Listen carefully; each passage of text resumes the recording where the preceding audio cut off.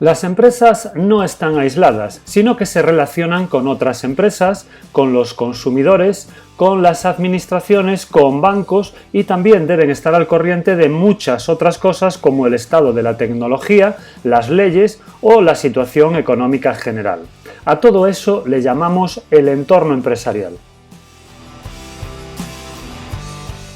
Y ese entorno empresarial puede estar muy próximo a la empresa o puede estar más alejado. Si hablamos del entorno alejado, estamos hablando de macroentorno o entorno general, mientras que cuando nos referimos al más cercano, hablamos de microentorno o entorno específico. La empresa tiene capacidad de influencia sobre su entorno específico, pero carece de esa capacidad sobre el entorno general. Sin embargo, la empresa es influida tanto por el entorno general como por el entorno específico. El macroentorno o entorno general está constituido por los factores económicos, socioculturales, político-legales y tecnológicos. Influye, como hemos dicho, sobre las empresas, pero es muy difícil que una empresa de forma individual consiga modificar las pautas que este macroentorno nos marca. Así, tenemos los factores económicos, como la marcha global de la economía, que repercute sobre las empresas en forma de amenazas para su funcionamiento, como por ejemplo cuando hay una crisis y el consumo y con él las ventas disminuyen de forma drástica, o en forma de oportunidades, como cuando se produce la apertura de un país al comercio exterior y es posible aumentar o expandir las actividades de la empresa en ese país. También tenemos los factores socioculturales. Los hábitos y estilos de vida definen las pautas de consumo, las tendencias de moda, los niveles educativos y todo eso influye sobre las actividades de la empresa de muy diferente manera. Por ejemplo, la preocupación actual por la ecología y el medio ambiente favorece a aquellas empresas que han incorporado esa problemática a su modelo de negocio. Los factores político-legales se refieren a cuestiones como el tipo de organización política, las leyes fiscales, laborales o mercantiles, la organización territorial y otros aspectos institucionales que facilitan o obstaculizan la creación y desarrollo de las empresas.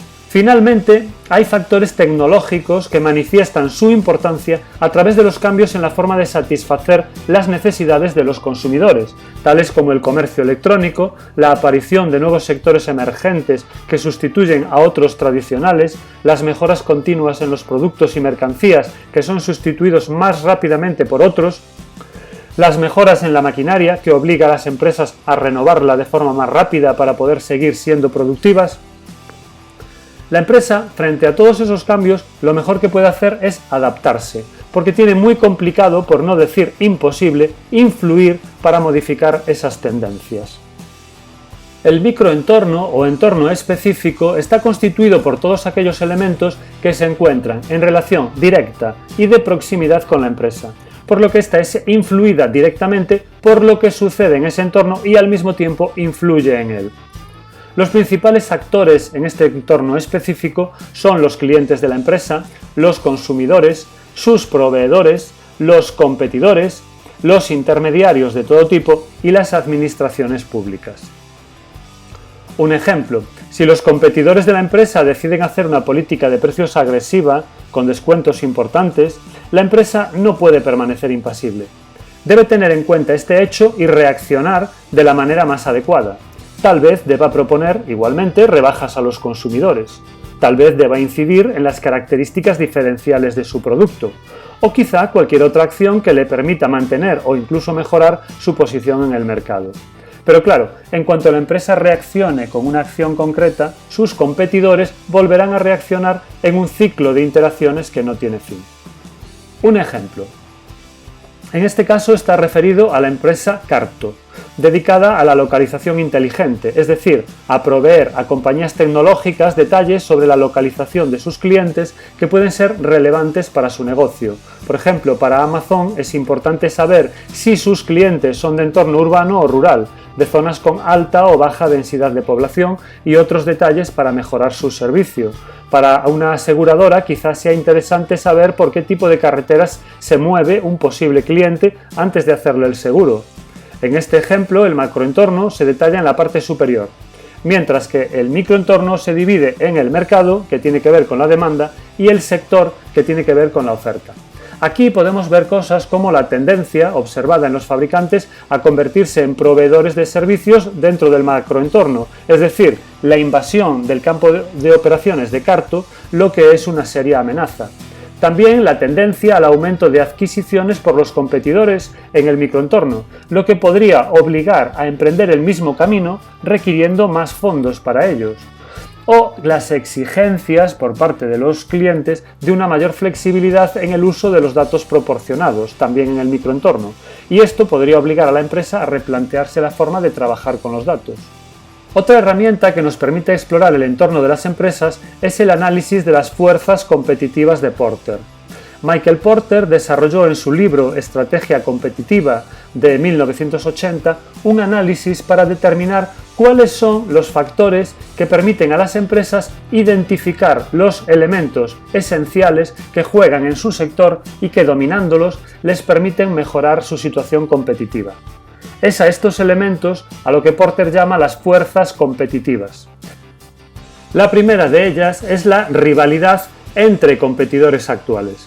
Existen tres ejes que determinan la mayor o menor competencia en un sector. Se trata del tipo de mercado, y aquí podemos encontrarnos con competencia perfecta, competencia monopolística, oligopolio o monopolio. Se trata del grado de concentración del sector, aquí podemos encontrarnos con mercados concentrados si son pocas empresas o fragmentados si son muchas, y el grado de madurez del sector. Aquí nos encontramos con sectores emergentes, estancados o en declive.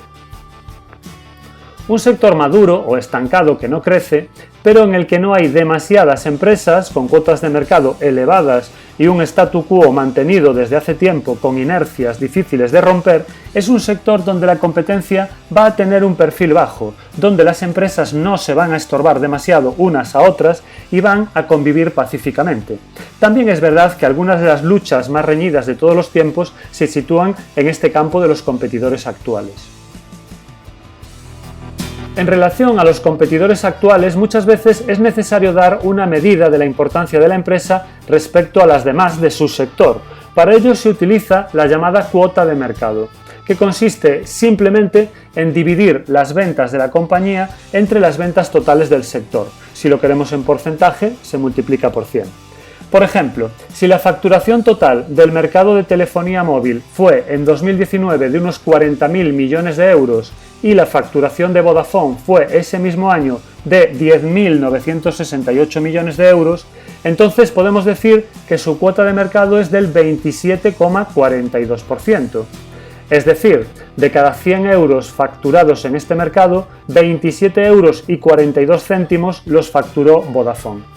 La cuota de mercado nos da una idea rápida y aproximada de la importancia de cada empresa en su sector y de la fragmentación del mismo.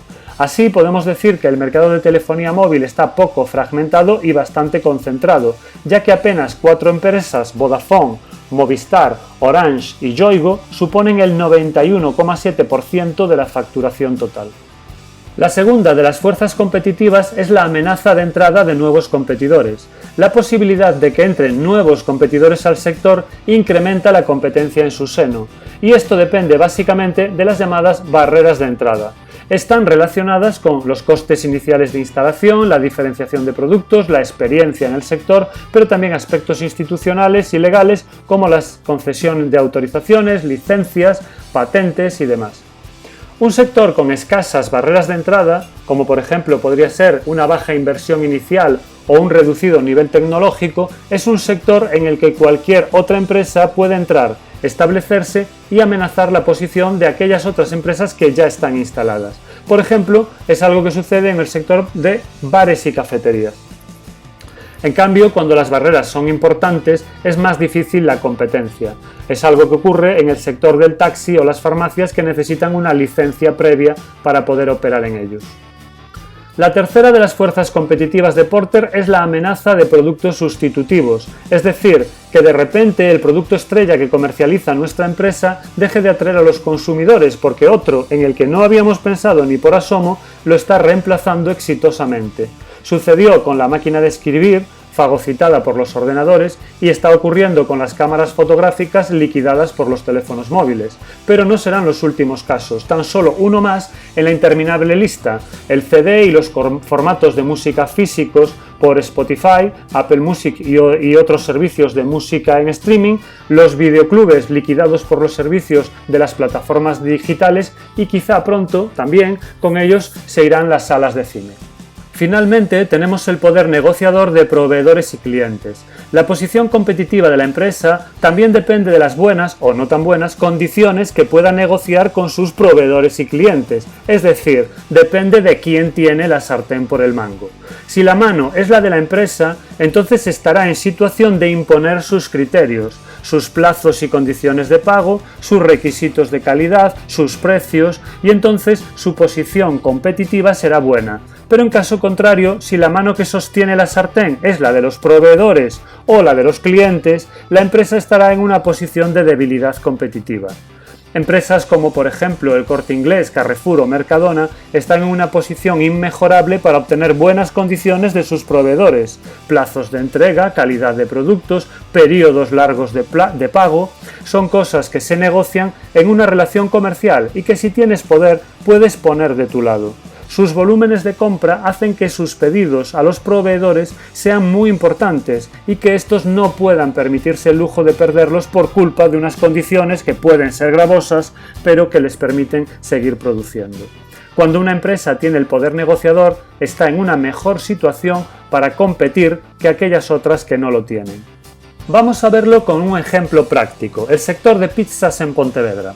Los competidores actuales en este mercado serán Telepizza, Domino's Pizza, Pizza Móvil, Dolce Vita, Nación Pizza y Pasta, Il Piccolo, La Tagliatella, el Mare Monti, Cambalache, incluso hay alguno más.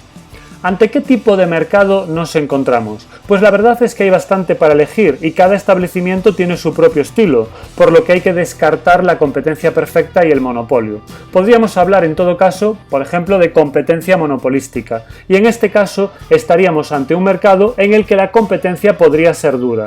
El grado de concentración del sector es bajo, ya que no hay ninguna de la empresa que alcance una gran cuota de mercado, lo que nos hace pensar que también por este lado hay bastante campo para la competencia. También podemos decir que es un mercado maduro, en el que no se producen grandes incrementos de un año a otro. Por lo tanto, el grado de rivalidad podríamos decir que es medio alto. La segunda de las fuerzas competitivas es la amenaza de entrada de nuevos competidores, y aquí el grado de competencia sería bajo si hubiera barreras de entrada, pero ¿las hay? Pues parece que no. De hecho, en los últimos años han abierto 2 de estas pizzerías, incrementando la competencia previa. ¿Hay productos sustitutivos? Pues sí, hay productos sustitutivos, por supuesto.